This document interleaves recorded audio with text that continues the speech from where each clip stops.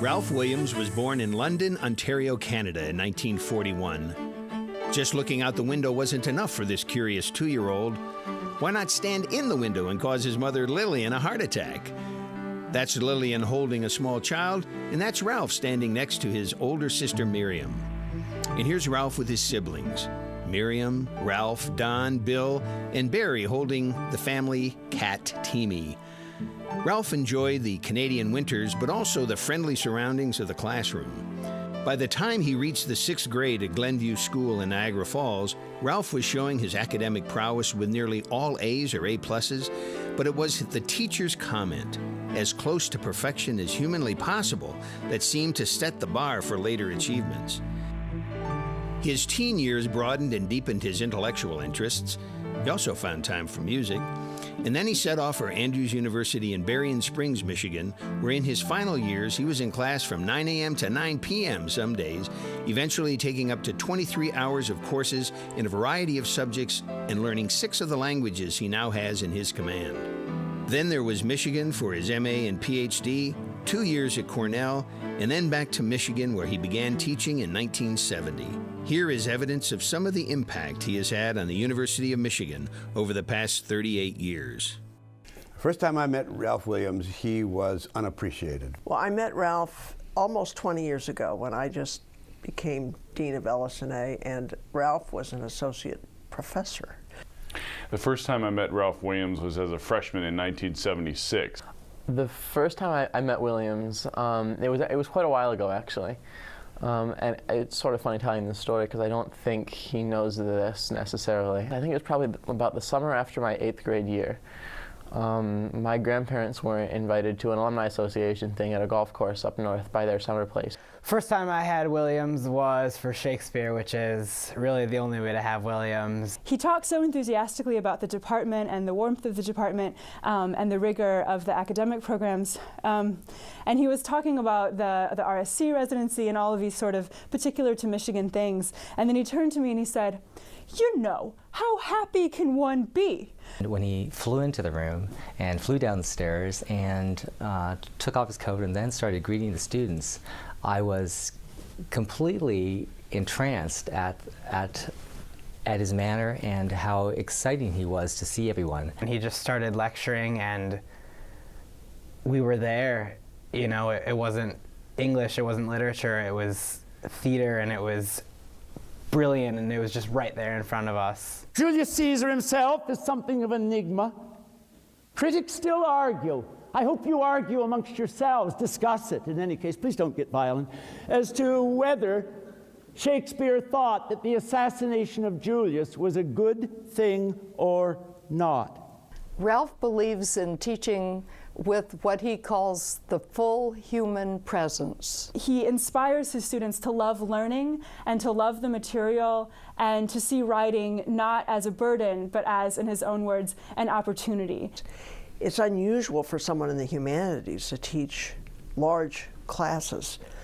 But Ralph not only taught large classes and still teaches large classes, but he regularly taught more classes than was required of him. He loves teaching, his students love him, and I was just delighted to have him as part of the LS&A faculty.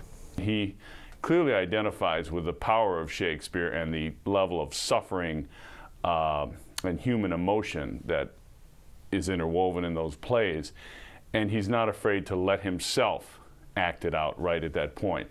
And Shakespeare, above all, is inviting us to be aware in these plays of political spin and to look at the motives of those in power and our own, and to be aware of counter stories and to tell those stories.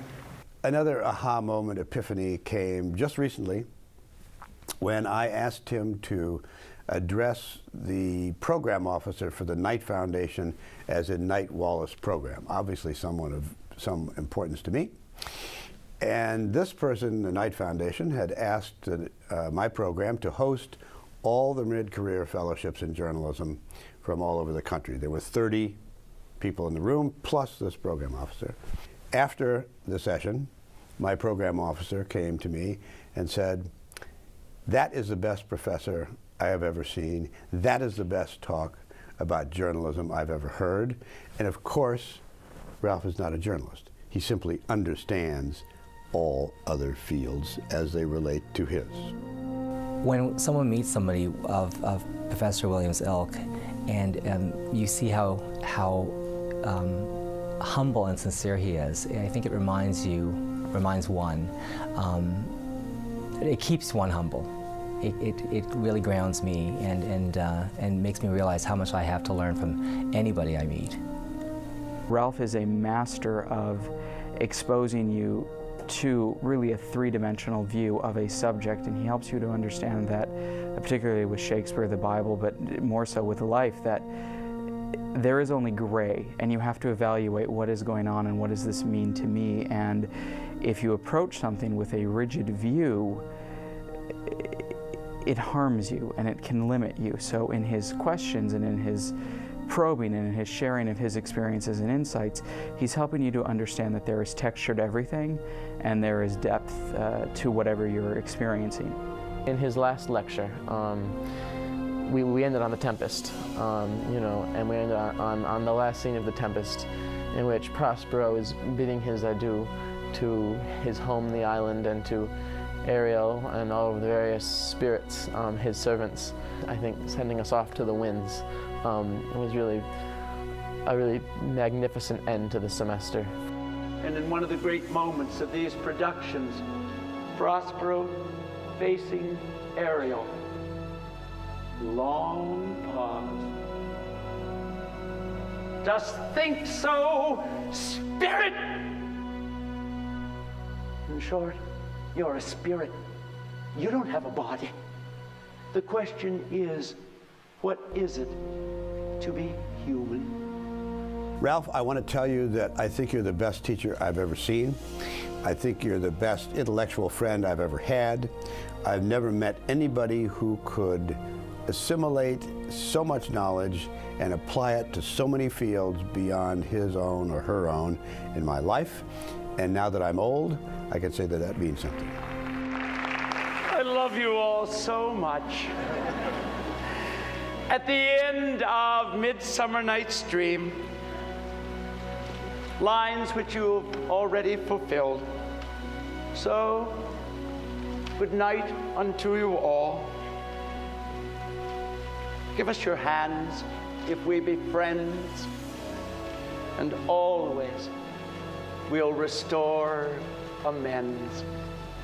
Thanks and good night.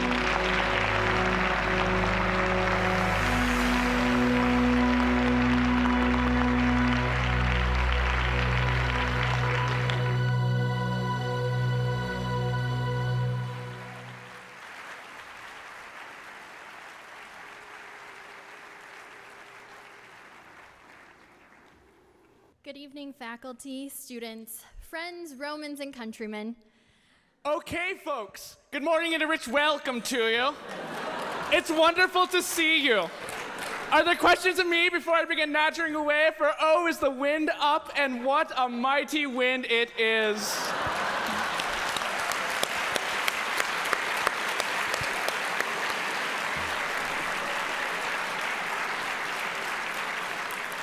Thank you all for coming. I'm Erin Stacer, president of the Undergraduate English Association, and that was Mark Navarro, vice president of the UEA. So since he was kind enough to start us all in a Williams mood, I'll keep it going with rubrics for the day. Number 1, are you getting this? I can no other answer make but thanks and thanks.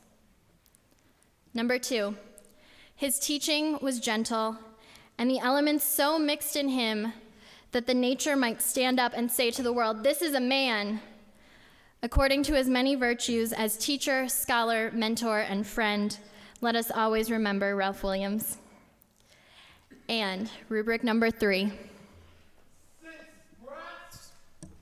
Nor stone, nor earth, no boundless sea, but sad mortality o'ersway their power. How if its rage shall beauty hold a plea, whose action is no stronger than a flower?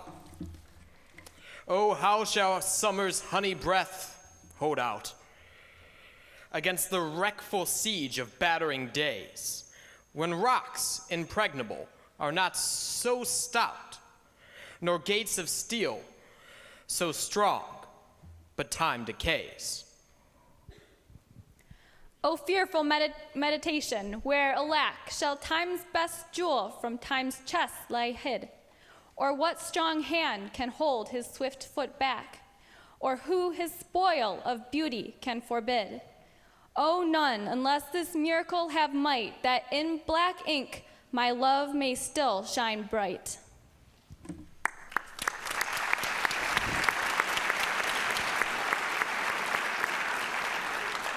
And that, of course, was Sonnet 65 by William Shakespeare, recited by David Kinzer and Anna Heisselman. Thank you. Since we cannot hold back the swift foot of time, we must continue on with the inevitable. Although I'm sure not one of us wants you to leave, we must let it be so. We don't want you to leave this university, Professor Williams, because you have meant so much to each one of your students. So many people cherish your teaching, Professor Williams, which is again a statement to your great teaching and your devotion to students. Professor Williams, it was marvelous to be with you. Please accept this Golden Apple Laureate Lifetime Achievement Award.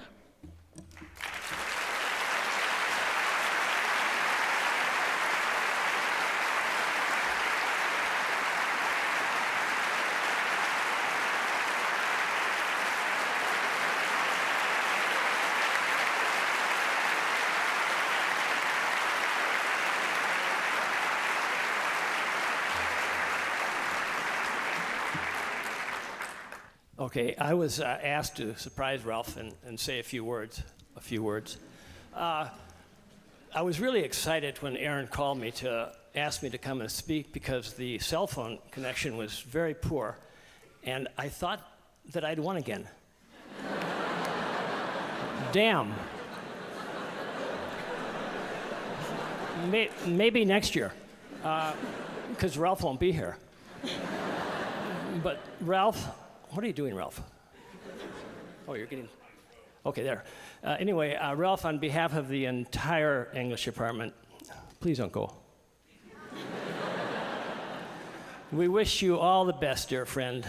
And we had a meeting of the entire department, and we have all decided that we want to ask you just one thing. Will you tell us before you leave how you wave and flail your hands around like that? Because the students just love it. So that's all I have to say, except we love you and I love you.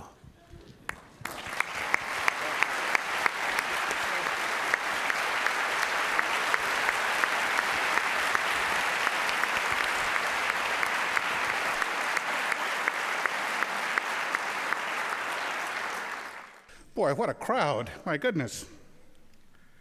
Good evening and welcome to this very special occasion to hear from and to honor our good friend and colleague, Professor Ralph Williams. I've had the privilege to know Professor Williams all of the years I've been here at the University of Michigan, and my acquaintance with him has been one of the real highlights of my time here at Michigan.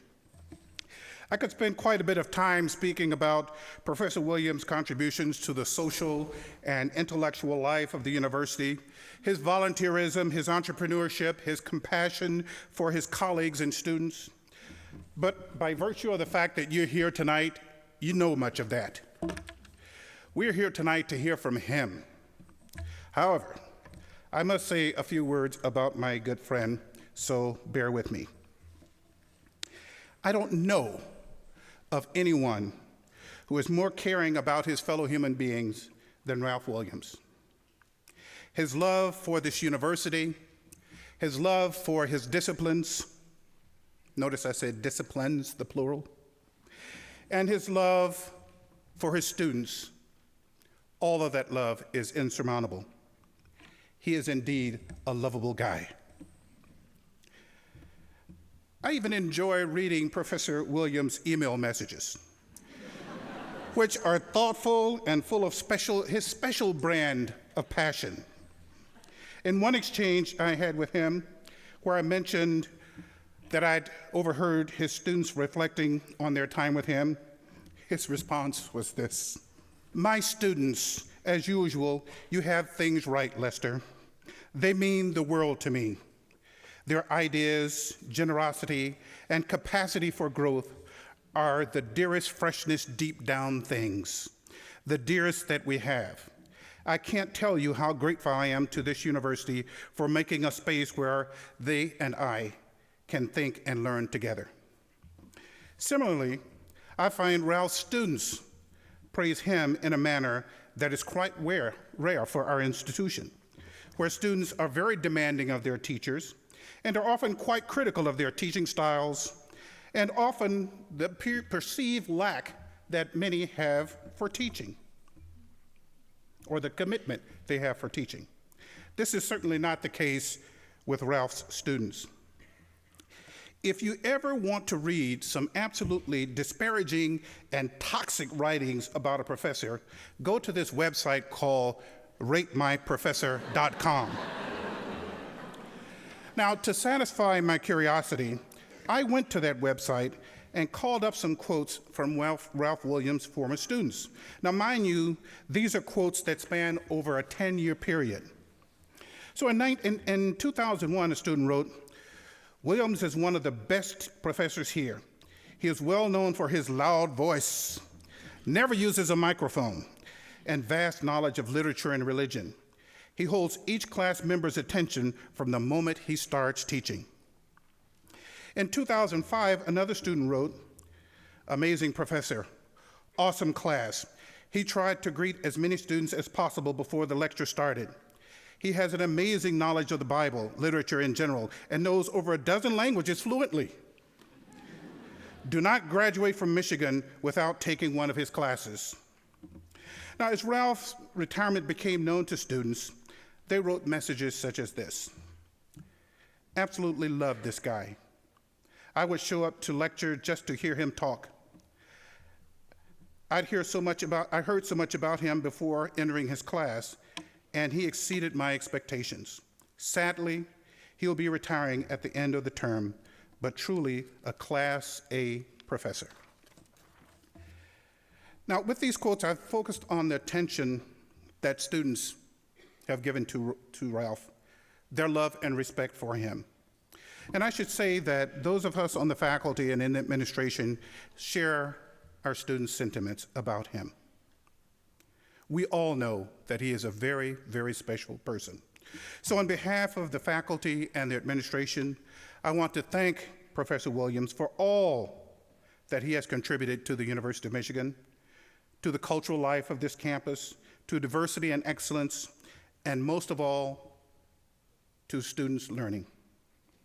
We will forever remember his love for this institution, his role in changing the lives of many people, including me.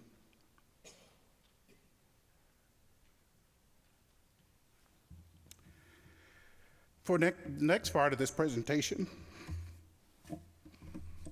I'd like Aaron to come to the stage and Professor Williams as well.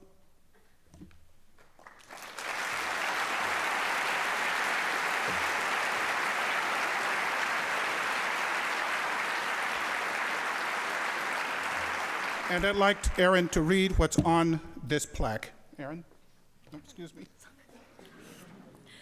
It reads, "The Carnegie Foundation for the Advancement of Teaching and the Council for Advancement and Support of Education honor Ralph G. Williams, 2008 Michigan Professor of the Year, University of Michigan, Ann Arbor, for extraordinary dedication to undergraduate teaching. The U.S. Professor of the Year Awards program celebrates extraordinary dedication to undergraduate teaching at higher education institutions in the United States. You have demonstrated a passion for educating, a commitment to your students, and innovative instructional methods that have enriched the lives of those you teach. Your achievements as an educational leader have inspired and motivated others, and this award is a tribute to your record of teaching excellence."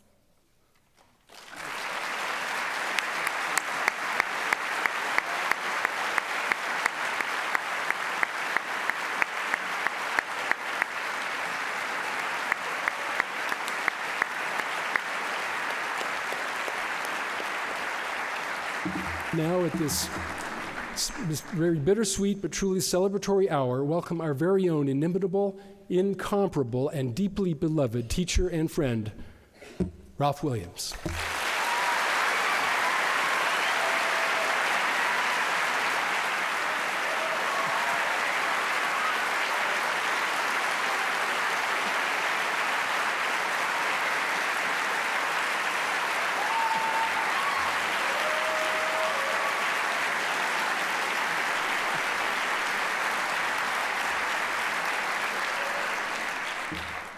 Thank you so much.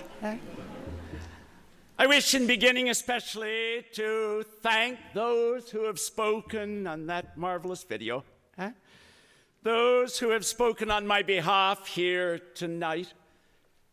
Lester, you have been behind a great deal of whatever has happened for good in this university, in our becoming more open to the society of which we're a part, in insisting that we be the very best we can be in a culture-wide conversation.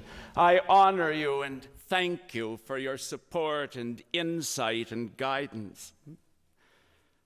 And Michael has been my friend all of those years, a friend of the mind, a friend of the spirit, and I have learned very, very much from him. These two, among others, I love. The one voice which has not been heard yet tonight is that of my mom. And I have mentioned in the presence of some of you that in my mom's last months, I went home and I didn't know whether I'd be able to get through to Mom. I knew she was still alive, but whether I could penetrate into the increasing depth into which she had gone, I didn't know. So I went once, and she was lying there with eyes closed, and I said, "Mom," nothing. "Mom," nothing. And I thought, what might get through to a mother? And so I said, "Mom, they made me an award at the university recently. And they said such nice things about me." And an eye flickered open.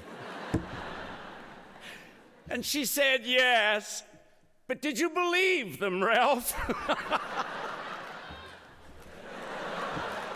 Mom was still in there. Let me begin where I shall end, with a thanks and recognition. I've served with 6 presidents of the university now. I say served with, for each has made me understand that it's one of the greatest points of pride at this university that our presidents serve with the faculty and not over it. Served with 6 presidents, I say then, from Robin Fleming to Mary Sue Coleman. I've served with 6 chairs of the Department of English, from Russell Fraser to our present chair, Sidoni Smith. I've served with a pride of provosts and vice presidents, one of whom you've heard tonight. There's been a whole dazzle of deans, among them my own dean now, Terry MacDonald. I've had a huge host of hugely learned colleagues who've striven mightily to make something of my mind. I've served with a staff of consistent courtesy and high competence, who shamelessly made me look better and more efficient than I could possibly have been without them. And I have thought and learned with a whole biblical generation of the best students in the world, brought here from every state and every land. I've been helped by alumni and other supporters of the university whose presence goes with me into the classroom each day when I feel least competent to the project before me.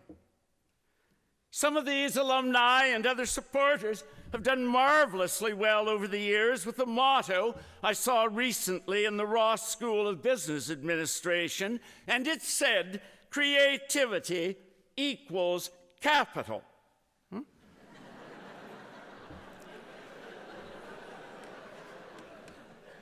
The ones I admire most have, with a sort of sublime dyslexia, and with love of this place and future generations of students, turned that phrase right side round and set absolutely astounding amounts of capital and personal service in the service of creativity.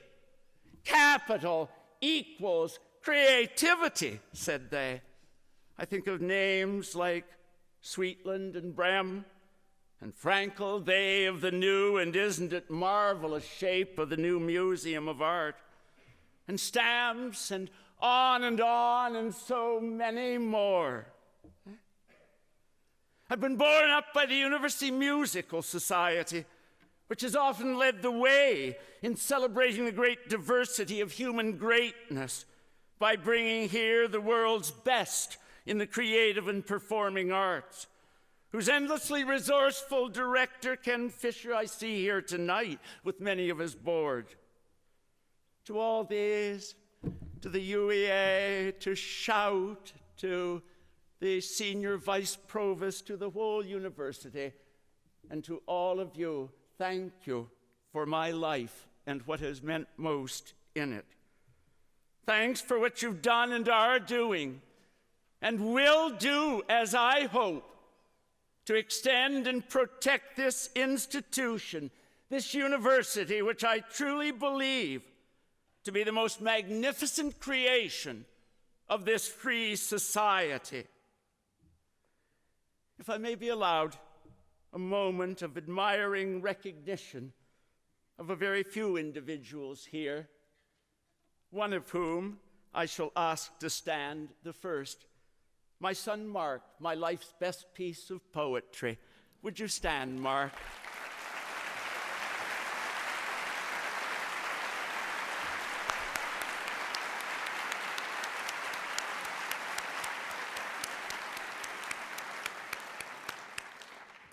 But others, his magnificent mother, Mary Jane, my friend, Avner Siegel, who came from another galaxy called Michigan State University, to be here tonight. A former student, Justin, who came from New York City to be here. And others here and abroad by the names of Michael and Robert and on, who've been of light and warmth in my life. And now to all, and especially to you here tonight, all of you, cherished friends. I will give rubrics tonight. And if any of you has a pencil, you may note them down. Number 1, and all in war with time, for love of you. And all in war with time, for love of you. Number 2, set free from necessity. Set free from necessity. Number 3, bring me the sunflower. Bring me the sunflower. Number 4, to love that well. To love that well.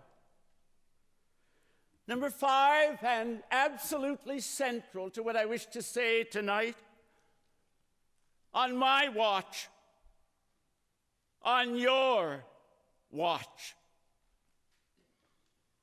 Number 6, because it was he, because it was I. And number 7, and finally, the sweetness born of it. I don't usually speak of myself, good friends, when I begin a lecture. I'm not the point of my lectures. My students are, those who are kind enough to join me. And the texts which we study, those are the point. but I will speak a little of myself tonight. When I was the age of most of the students here, I thought that the very finest thing that a human could be is a person of unchanging principle through life. I was a prig. I no longer believe that. I've given up many a principle, jettisoned it eagerly. But there is one thing which I hope that I have come to larger, more open, more tolerant ones, more celebratory of the variety of human goods, paradoxical as they might be. One other thing true. I will not willingly let beauty die. I want to explain why that means so much to me and why it has been a guiding principle of my life. And I pass it to you now for you in your time. I've studied what I understand to be most of the discussions of how we deal with the problem of evil. None of them solves the problem of evil. And you haven't been reading the New York Times, you haven't been watching your televisions, if you don't know of the exceeding pain, agony, and evil around the world, amongst us and abroad. Beauty won't solve that, but you can set beauty against evil and perhaps bear it, and bearing it, find cause to celebrate life in all its rich diversity. In Archibald MacLeish's J.B., there is a limerick. I heard from off the gray ash heap, for this is on Job, the man cry out who could not sleep. If God is God, he is not good. And if God is good, he is not God. Take the even, take the odd. I would not sleep here if I could, were it not for the little green leaves in the wood and the wind on the water, were it not for the ever-renewed spring of freshness and life, and the will to good and beauty in the young, and were it not for the beauty of the world. There's a poem. It's not the world's best poem, perhaps, but I fell in love with its loveliness when I was a lad, 12, 13 years old. It's by a poet not much prized, Walter de la Mare. It goes like this. Very old are the woods, and the buds that break out of the briar's boughs when March winds wake, so old with their beauty are. Oh, no man knows through what wild centuries roves back the rose. Very old are the brooks, and the rills that rise when snow sleeps cold beneath the azure skies tell such a history of come and gone. Their every drop is as wise as Solomon. Very old are we men. Our dreams are tales told in dim Edens by Eve's nightingales. We wake and whisper a while, but the day gone by, silence and sleep like fields of amaranth lie. Did you notice that rose beauty, which goes through wild centuries? And the rose so fragile endures in the midst of all our rage. The rage of humans, the rage finally of what Shakespeare calls wasteful death, which takes that which is most lovely and brings it to decay. There's an author by the name of Elaine Scarry. She writes a little book called On Beauty. And she comments that you know you're in the presence of beauty when two things are true. Number one, you want to tell others about it. You want to take them by the sleeve and say, do you notice that? That's lovely, isn't it? Do you see that texture? Do you see that color? Do you see that line? Isn't it lovely? And you also want it never to die. Whether that beauty inheres in a human, someone you love, or whether it inheres in some fragile material, you want it never to go. I remember one day I was with someone I loved very much, and it was snowing, and the snow came down and partly covered the hair, and that person I loved was so beautiful. I wanted that person never to die, and I know that person will. You know you're in the presence of beauty when those two things are true. And what can we, as creatures of time, do about wasteful death? Turn to those sheets, if you will, which I caused to be passed round. And we'll take a look if you can see. If you can't, it's all right. They're meant for you to take home. Shakespeare's Sonnet 15. One thing you need to know about this little poem is that in Shakespeare, the word brave is not only a moral term of courage, but it refers to color. Brave colors are vibrant colors. Look at me up here in this drab, But out there, I don't know who you are, but I can see just this brave colored top. It's sort of vibrant, almost neon pink. And you have on this marvelous pinkish rosy red with black over it. You people are brave, You need to remember that, right? And you need to remember what the significance might be of someone's wearing their brave garb out of memory. I don't know how many of you young people have invited someone of my generation to a reception with other people of your generation. And Grandpa and Grandma, or me, right, turn up and you say, oh, you're not going to wear that. And they say, what's wrong? I got it in Lord & Taylor's or Bloomingdale's 20 years ago. It's still good. You know, nothing wrong with this.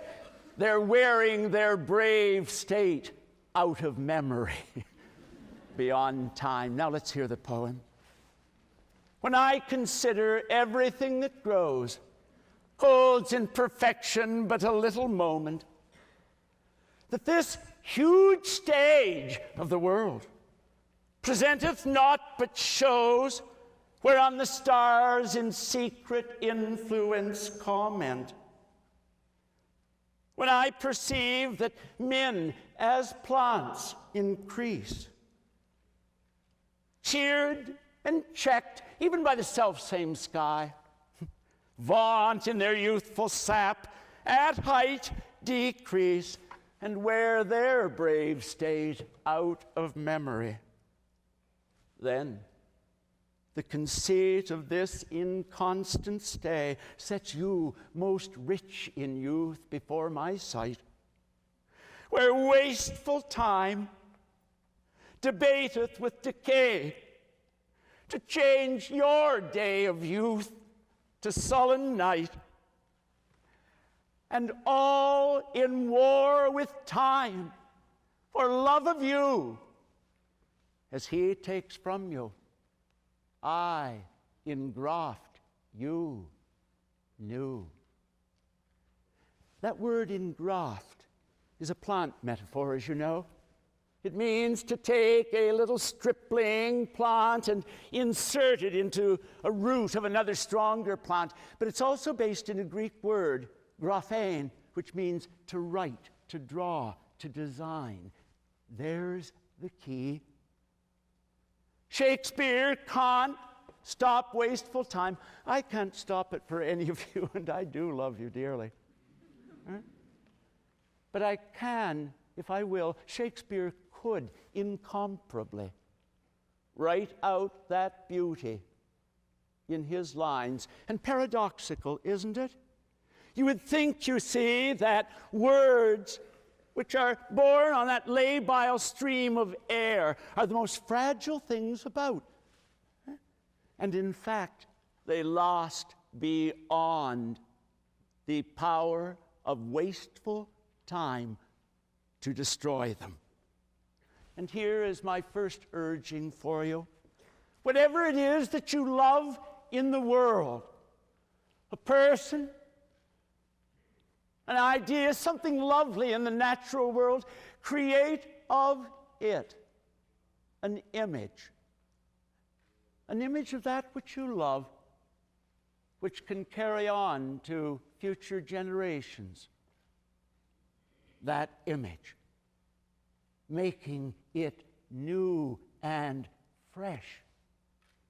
Do it in words, do it in paint, do it in stone, do it.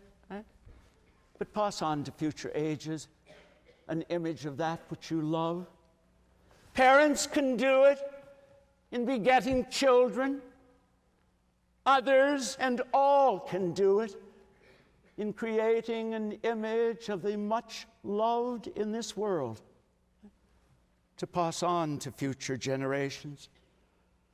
So that in that sonnet which I used as my title tonight, with all of the rage of the world, which destroys so much, how with this rage shall beauty find a plea whose action is no stronger than that flower, that rose, which nonetheless somehow persists through wild centuries.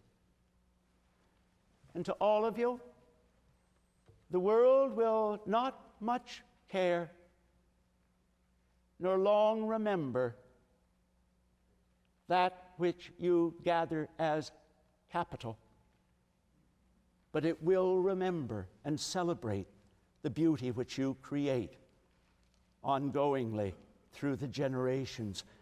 I appeal to you, create that beauty, if you will. The arts and that which we create also have an ethical and social function. And I'd like to focus on that for a moment. In my understanding, poetry is words set free from necessity. You are told to say so much, to rehearse so much in exactly those words, to write your memos in exactly that style. Poetry sets you free from necessity. Yes, sir. No, sir. Yes, I'll do that. Yes, ma'am. No, ma'am. Yes, I'll do that. And dance, what is that? Dance is motion set free from necessity. Oh, it has rules, if you will. You know, I'm not good at it, but you know what I mean. It has rules, but it doesn't have laws. You don't get arrested if you don't do your jeté or ba correctly. What do I know? Right? And then song is sound set free from necessity. The arts are the site of our human freedom. And I want now to look with you at a passage by Toni Morrison. And sometimes asked when I'm out around from the university, speaking as best I can on behalf of this place which we love, Leicester, is it true, Mr. Williams, that at the University of Michigan, an English major can graduate, even with honors, without a course in Shakespeare, usually pronounced Shakespeare? And I reply, technically, yes, it is. Right? Not many students escape me and my colleagues. This is true. But if they have read Toni Morrison, it's all right. It's all right. They will come back to Shakespeare. But Toni Morrison is one of the great and rich users of our English language. How many of you have read Beloved or seen the film? Oh, marvelous. And the rest of you have a splendid experience coming.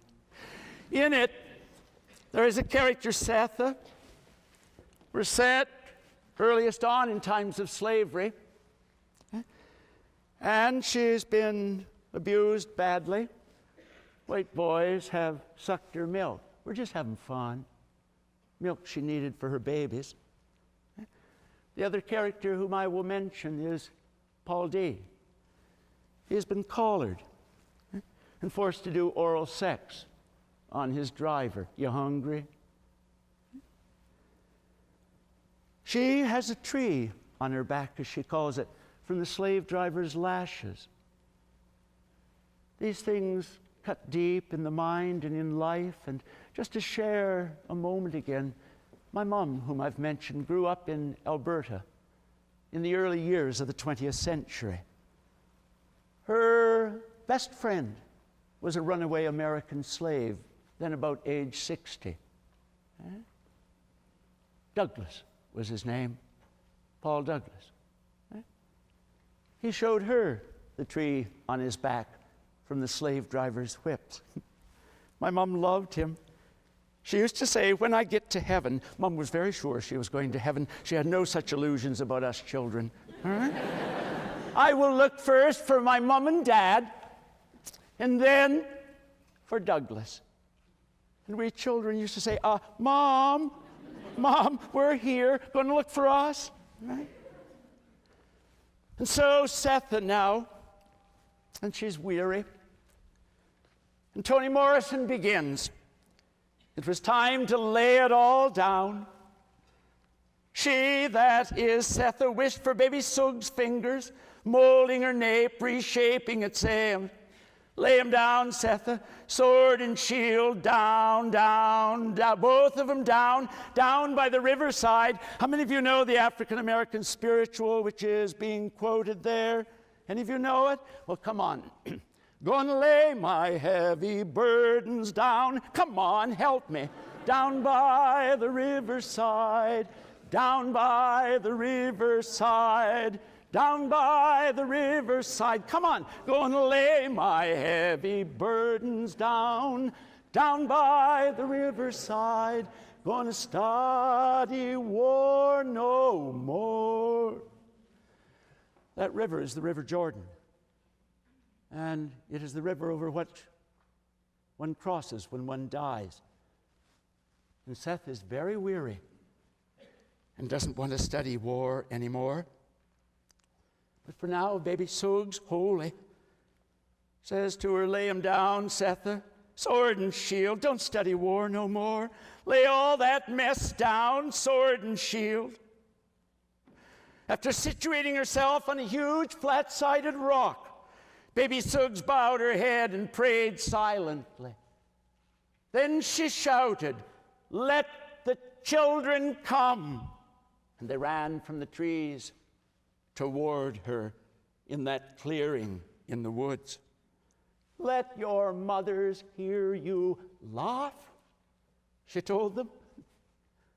And the woods rang. Slave children don't often have the opportunity to laugh, but they can in the clearing. The adults looked on and could not help smiling. Then, let the grown men come, she shouted.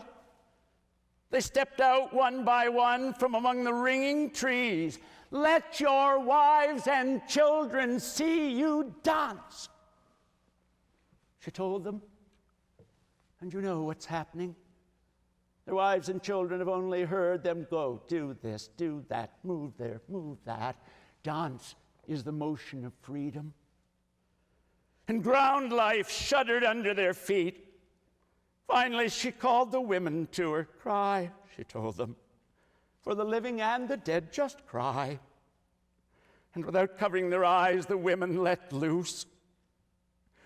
In the silence that followed, Baby Holy offered up to them her great big heart. She didn't tell them to clean up their lives and go and sin no more.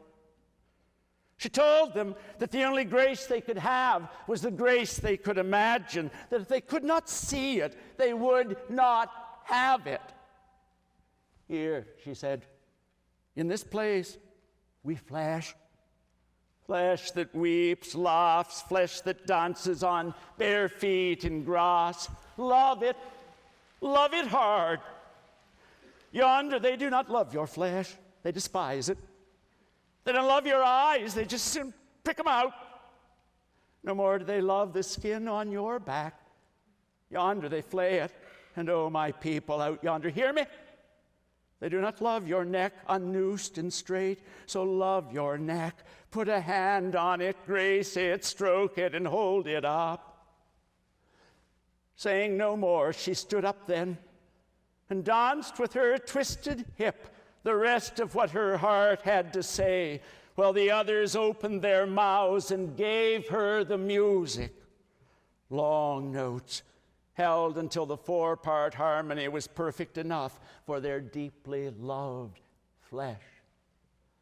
My appeal to you, make this university a place where human flesh, in all its hues, from all its lands, human flesh which, as bodies speaking various languages of various religions, of various cultures, make this university, I beg you, a clearing where people can come and dance and sing and cry and be free, as is the project, as I understand it, of America.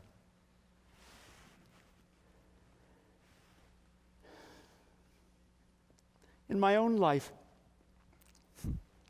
I've been aware of times, so many of you are so young, it may not have happened to you, where one seems caught between the contrary urges which inhabit us.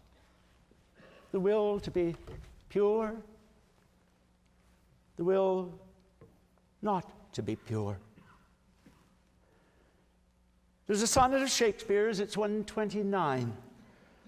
A sonnet which focuses on the contrary urges of our nature, fixes them in its beauty so that we can look at them long and try to respond to the motley nature of our humanity and come to understand it and perhaps achieve tolerance of others as well as care and forgiveness for ourselves. What you need to know to understand this one is that there was a medical theory in antiquity, Galen had it, that when you were born with a certain amount of what was called radical moisture or spirit. Now look, I'm Canadian, as you've heard, and they don't tell us about sex till we're 50, and then they tell us it's too late, all right? But sometimes I have to talk about it, and I get terribly embarrassed, and here's one of those times. You see, radical moisture is most condensed in the sexual fluids. There, I said it, all right? And when you had used yours up, it was buonanotte, you were gone, all right? So you see the implication of this. You don't want to use it up in an orgy of activity early on, right? But also you might want not to die with too much left over from other causes. And so you need to understand that first line. Listen to it, the expense of spirit. And now that word waste, W-A-S-T-E, can also be heard as W-A-I-S-T. Shakespeare speaks both worlds of us, the great amphibian, at once. The expense of spirit, in a waste of shame, is lust in action. Until action, lust is perjured, murderous, bloody, full of blame, savage, extreme, rude, cruel, not to trust. Enjoyed no sooner, but despised straight. Past reason hunted, and no sooner had past reason hated, as a swallowed bait on purpose laid to make the taker mad. It was done. It was out there. That person wanted it. It was done just to trap me. Right? Mad in pursuit and in possession so. Had, having, and in quest to have extreme. A bliss in proof. And proved a very woe. Before, a joy proposed. Behind, a dream. All this the world well knows. Yet none knows well to shun the heaven that leads men to this hell.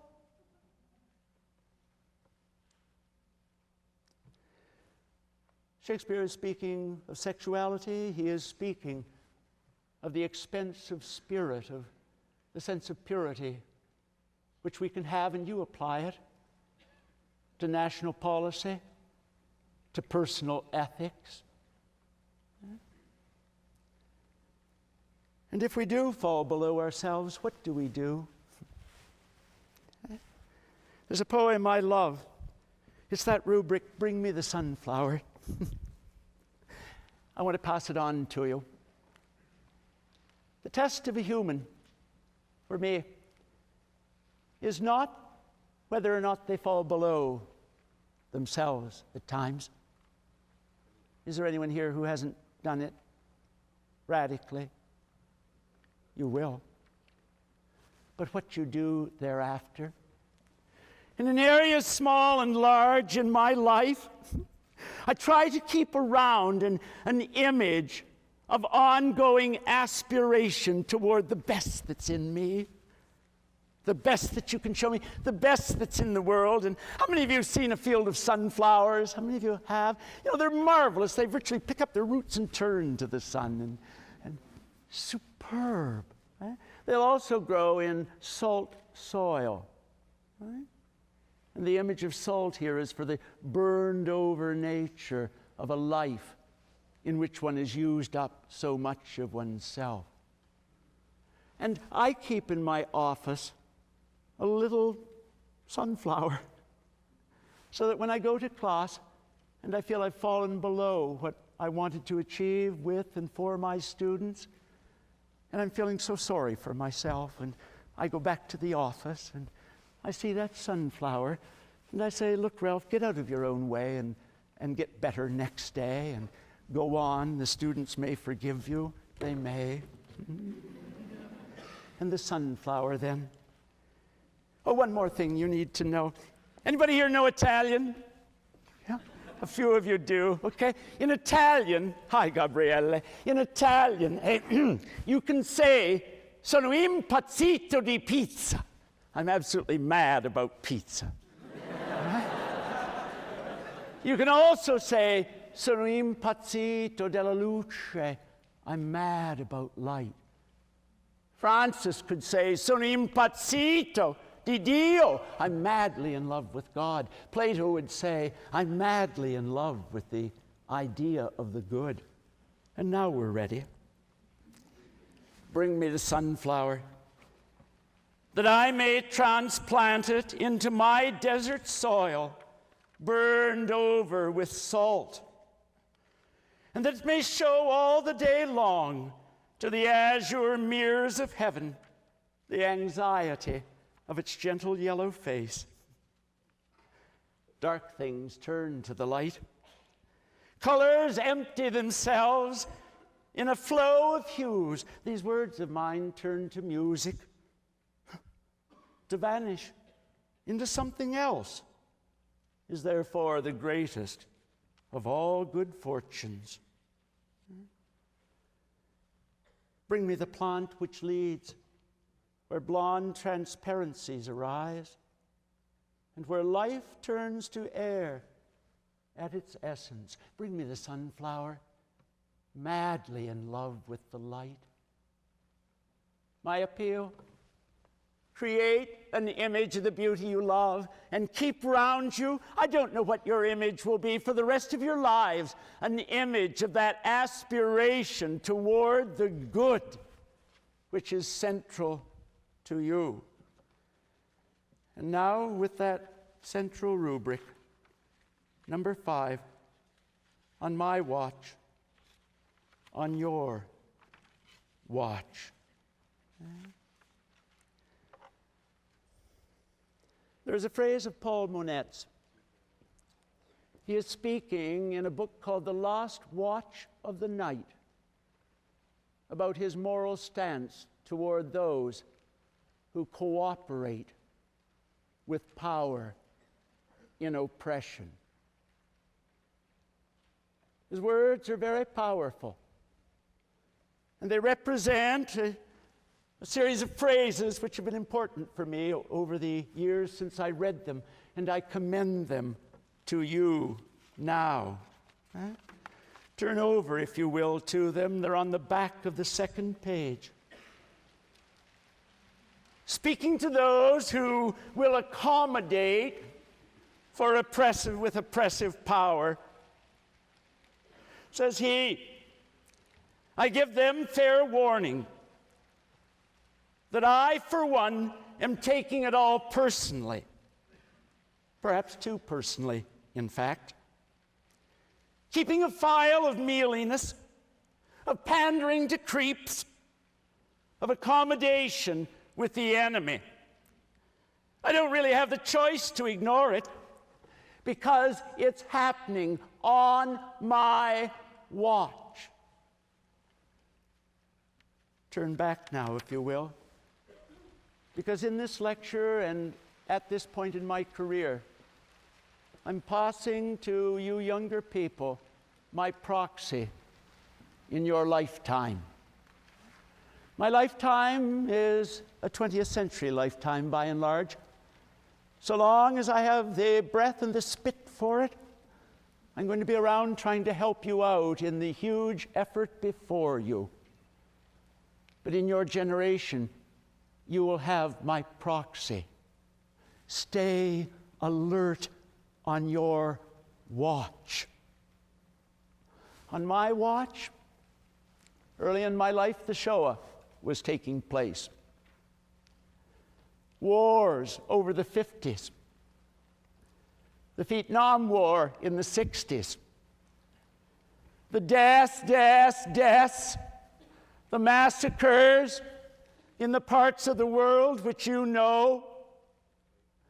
The war which is still ongoing, with, I am told, hundreds of thousands of Iraqis dead and thousands of our own soldiers dead, and the squandering of our moral resources. On my watch, the America I love, it would appear, condoned as a matter of policy, human torture.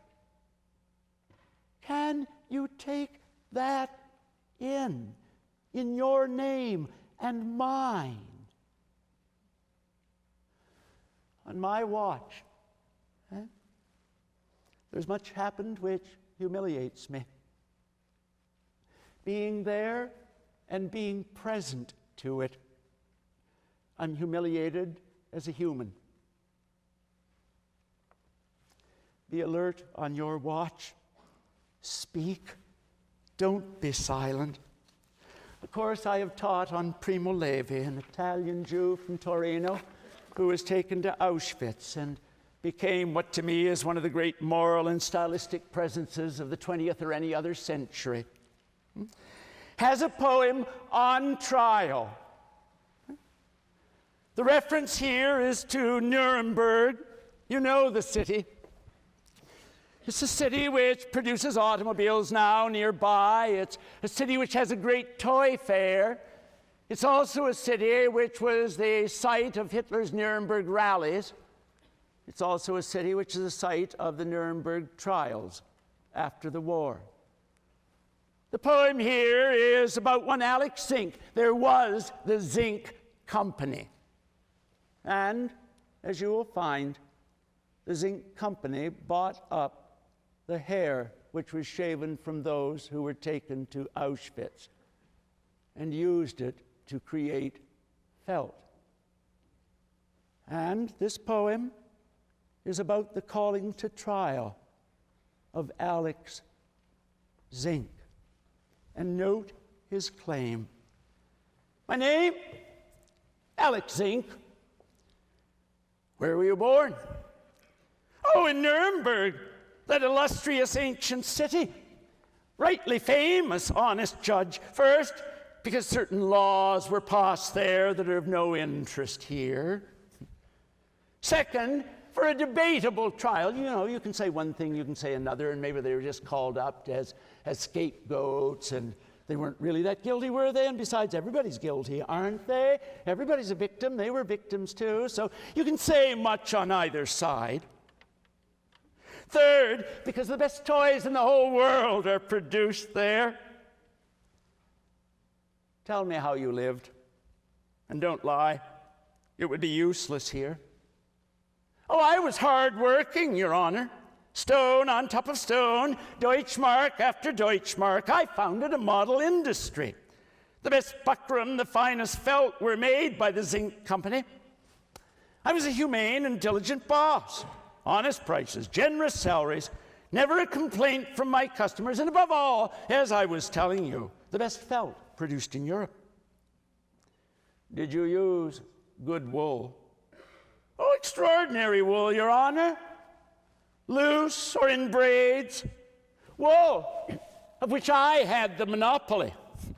Black wool and chestnut, tawny and blonde, more often gray and white. From what flocks? Oh, I don't know. It didn't interest me. I paid for it in cash. Tell me, have your dreams been tranquil? Oh, usually yes, Judge. Though sometimes in my dreams I've heard grieving ghosts groan. Weaver, step down. You notice that phrase? I don't know. I didn't inquire. It didn't interest me. Primo Levi was asked if the Shoah, the Holocaust, as it's often called, could occur again. And he said, oh yes, for somebody. All that's necessary is not to listen and not to ask questions. Speak up on your watch. Listen, ask questions of power in ways better than my own generation. Because complicity with power, which is a drug which seems to tranquilize us all, has allowed monstrosities on my watch, a watch which now I pass to you. Take a look at Primo Levi's great poem, Proxy. Don't be afraid if the work is hard. You who are less tired are needed. Since your senses are fine-tuned, you hear the hollow sound under your feet. Consider our mistakes again. We've had also among us someone who set about searching blindly, the way a blindfolded man repeats an outline. Someone who set sail like the pirates. And someone who tried his very best. Help, insecure one. Try, though you're insecure, because you're insecure. See if you can repress the annoyance and disgust of our doubts and certainties. Never have we been so rich, and yet we live in the midst of embalmed monsters, other monsters obscenely alive. Don't be dismayed by the stench, by the rubble or the stench of refuse dumps. We cleared them up with our bare hands in the years when we were your age. Continue the race as best you can. We have combed the climate's mane, deciphered DNA, the secrets of origins, trampled the moon's sands, built Auschwitz, and destroyed Hiroshima. See, we have not remained inactive. Take up the cause, perplexed one. Don't call us teachers or masters. Primo Levi's word, maestri, can mean both. Learn, I beg you, from our generation. But do not be silent, as Paul Monette, in the face of homophobia, proposed, not to be silent. Take names. Remember, it's happening on your watch.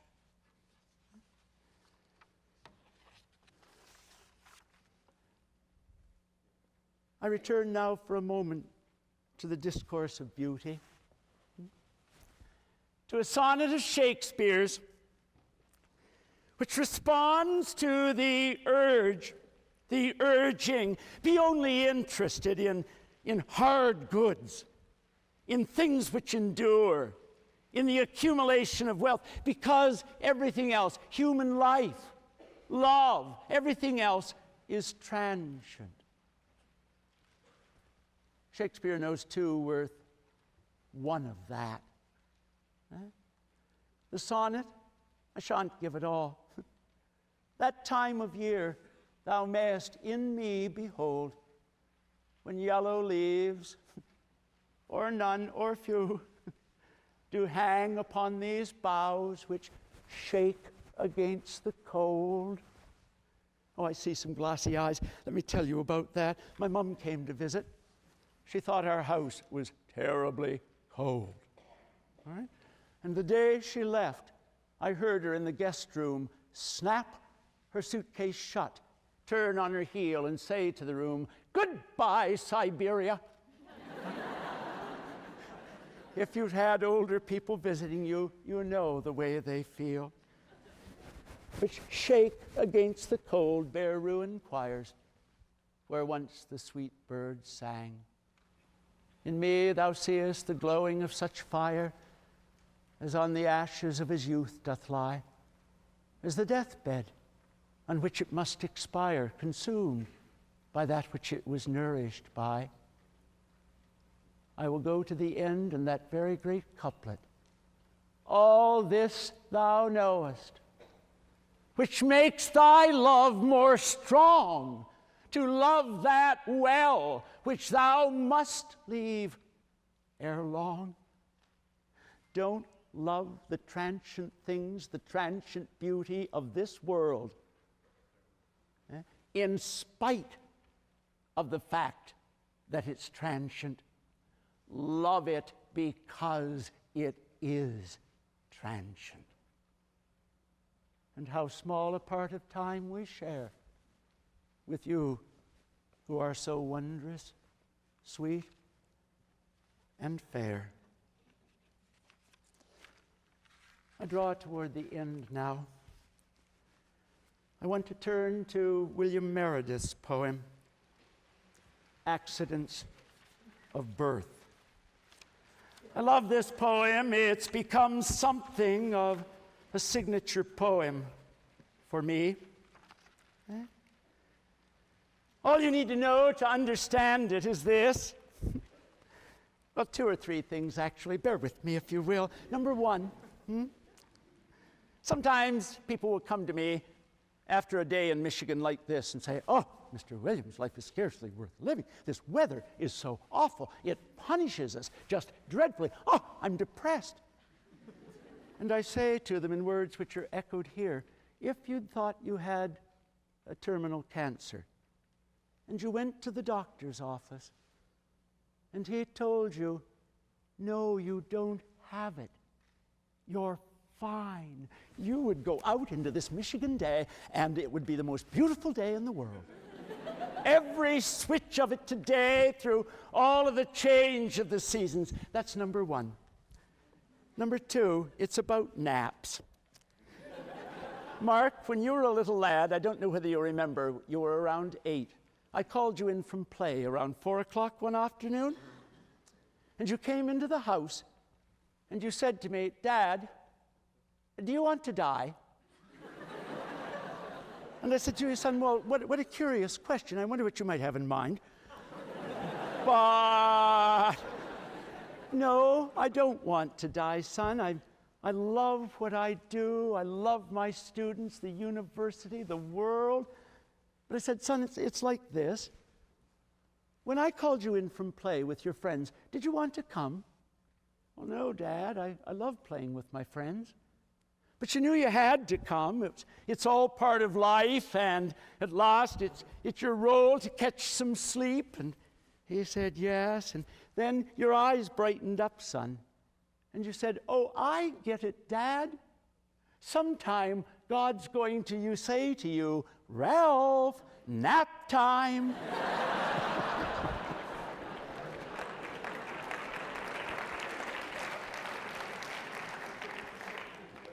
And so he will. Spared by an airplane crash or cured of malignancy, people look around with new eyes at a newly praiseworthy world, blinking eyes like these. For I've been brought back again from the fine silt, from the mud where our atoms lie down for long naps.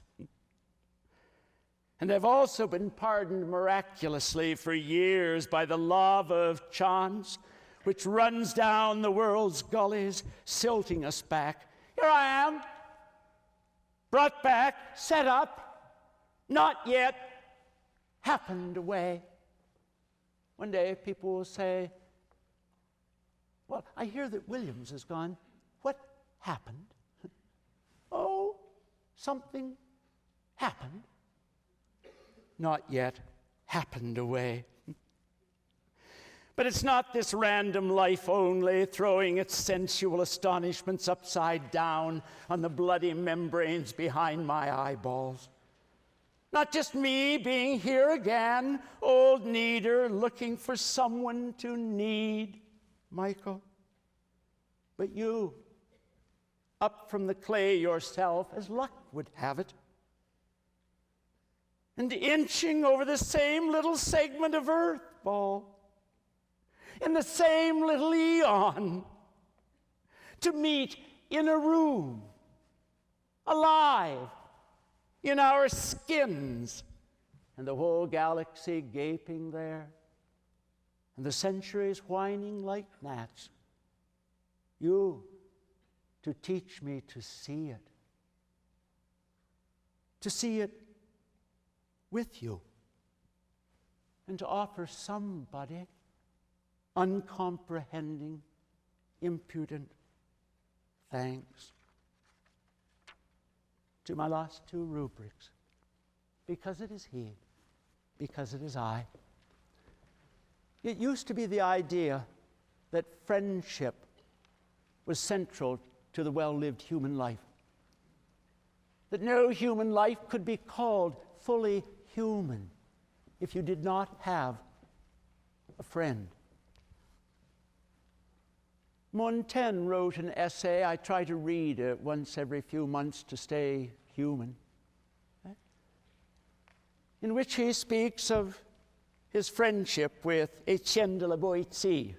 It's Michel de Montaigne and Etienne de la Boétie, the Mike and Steve story, in short. And he says, this is so miraculous as it would seem, because we could have missed one another by 20 years, and our lives been so out of synchronization that it wouldn't have happened. I don't know how many of you have ever had the sense that you missed a friendship or you missed love.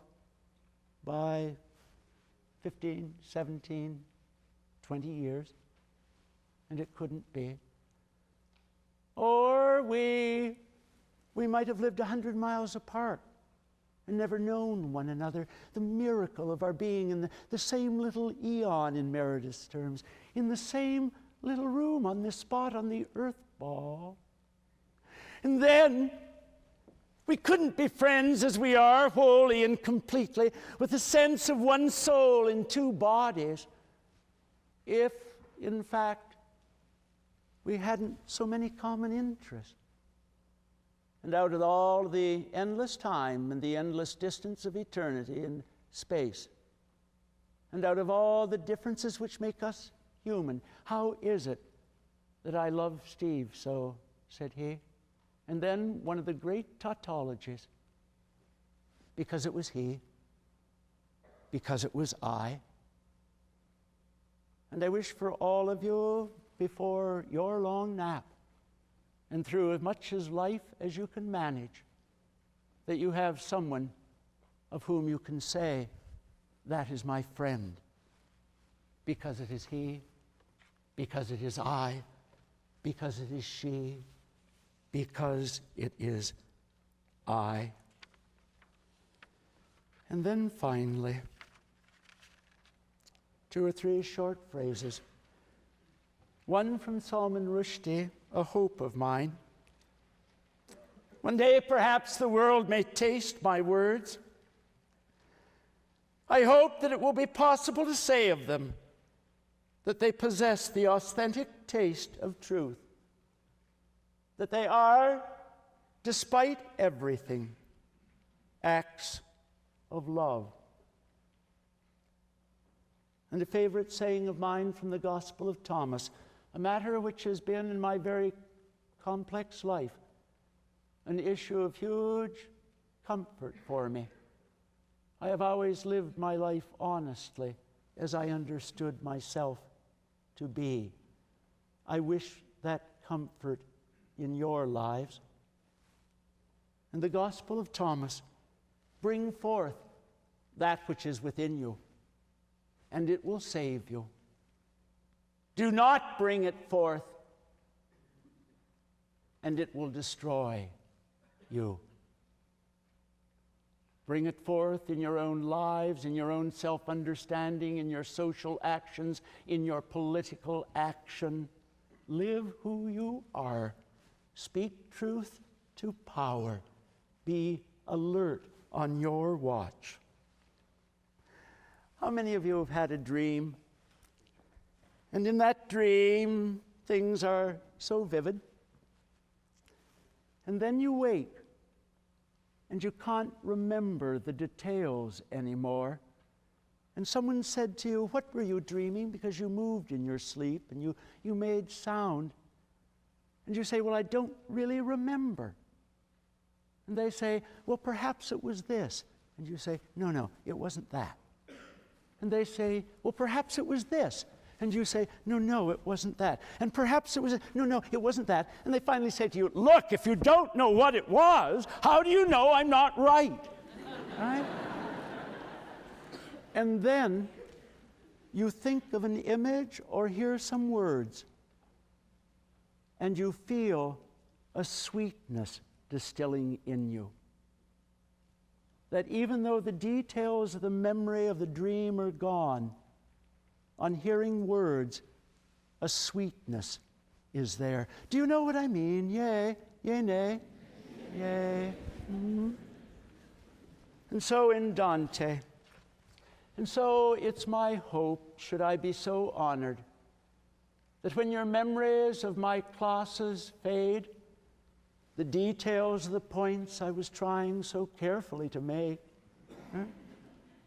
when they go, when the memory of this lecture in its details fade, that there may still remain within you, in connection with this place, and dare I hope with me, a sweetness in your memory, like the one who sees in a dream.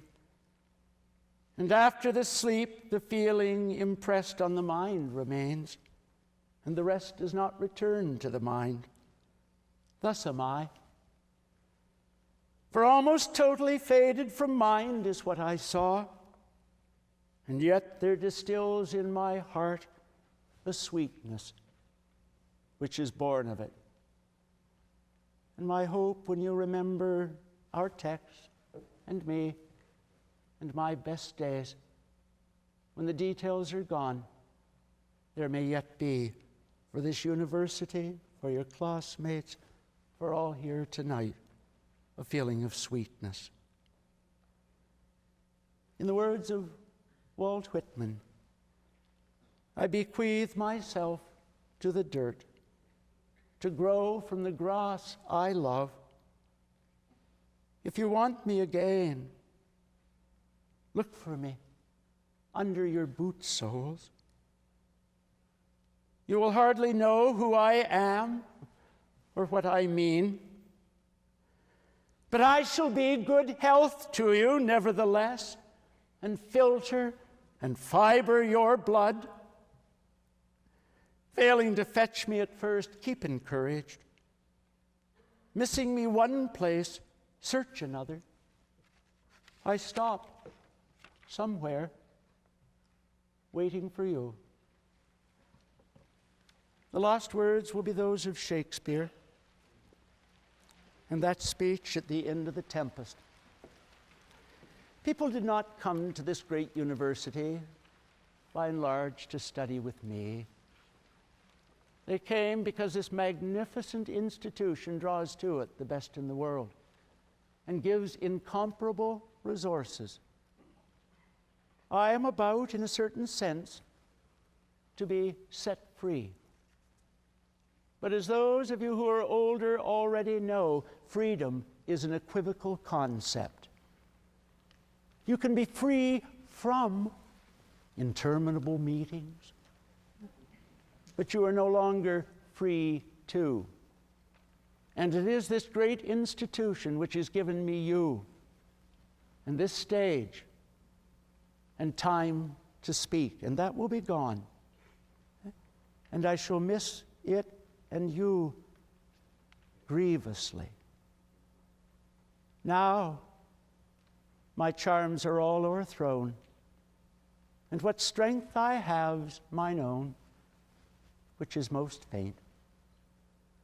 Now 'tis true, I must be here confined by you, or else to Naples sent. Let me not, since I have my apple got, and pardoned my offenders, dwell on this bare island by your spell. But release me from my bands with the help of your good hands. Breath of yours my sails must fill, or else my project fails, which was to please. Now I want spirits to enforce, arts to enchant, and my end must be despair, unless it be relieved by prayer which pierces so that it assaults heaven itself and frees all faults, as you from crimes would pardon be. Let your indulgence set me